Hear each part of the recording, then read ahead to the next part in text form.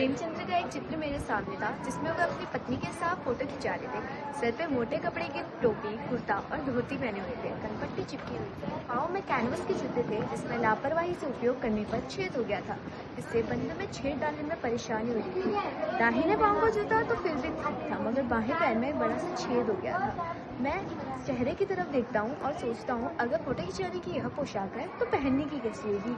इसके पास पोशाकें बदलने की गुण नहीं होंगी, जैसे है वैसे ही खिंच जाता होगा। मैं उसको देखता हूँ और कहता हूँ, क्या तुम्हें पता है तुम्हारा जूता फटा हुआ है, पर तुम्हें इसकी जरा भी लज्जा, जरा भी संकोच नहीं? क्या तुम इतना भी नहीं जानते कि यदि तुम धोती को थोड़ा नीचे खींच लेते तो जूता ढक सकता था, बट तुम्हें इसकी बड़ी लापरवाही, बड़ा विश्वास है। फोटोग्राफर ने जब स्माइल प्लीज कहा होगा, तब तुमने दुखी चेहरे को ने मुस्कुराहट लाने की कोशिश की होगी। तब फोटोग्राफर ने कहा होगा कि प्लीज क्लिक प्लीज एंड फिर खत्म होके चले गए। ऐसा आदमी है जिसके पास फोटो खिंचाने के लिए भी जूते नहीं। अगर जूते नहीं थे तो फोटो नहीं खिंचाना चाहिए था, या फिर किसी से मांग लेना चाहिए था। पत्नी का आग्रह होगा या फिर चल भाई कहकर बैठ गए होंगे। ऐसे एक किसी फ्री ट्रेजेडी है, किसी के पास फोटो खिंचाने के लिए जूते भी नहीं है। तुम्हारी फोटो देखते देखते तुम्हारा क्लेश मैं अपने अंदर महसूस करता हूँ। तुम फोटो का महत्व ही नहीं समझते होते तो फोटो खिंचाने के लिए किसी से जूते मांग लिए होते। लोग तो मांगे गए कोट से वर दिखाई देते हैं, मांगे गए मोटर से बारात निकाल लेते हैं, और लोग तो फोटो खिंचाने के लिए बीवी तक मांग ली जाती है, और तुमसे एक जूते नहीं मांगे गए।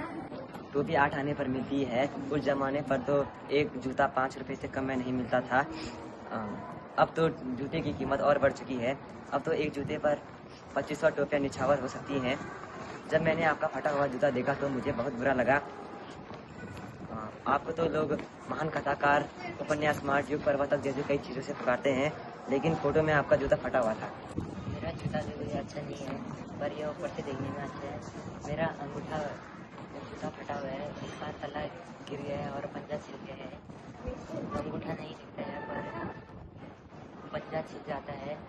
पर्दे का महत्व पर्दे में लिपटा हुआ है। समझता हूँ, मैं तुम्हारी उंगली का इशारा भी समझता हूँ, मैं जो यंग मुस्कान भी समझता हूँ। तुम मुझ पर या हम सभी पर हंस रहे हो, उन पर जो अपना तलवा घिसाई, उंगली छुपाई और तलवा घिसाई चल रहे हैं, और उन पर जो तीले को बरकाकर बाजू में रखकर चल रहे हैं। मैं समझ सकता हूँ तुम्हारे फटे जूते का व्यंग, और तुम्हारी मुस्कान के पीछे का व्यंग मैं समझ सकता हूँ।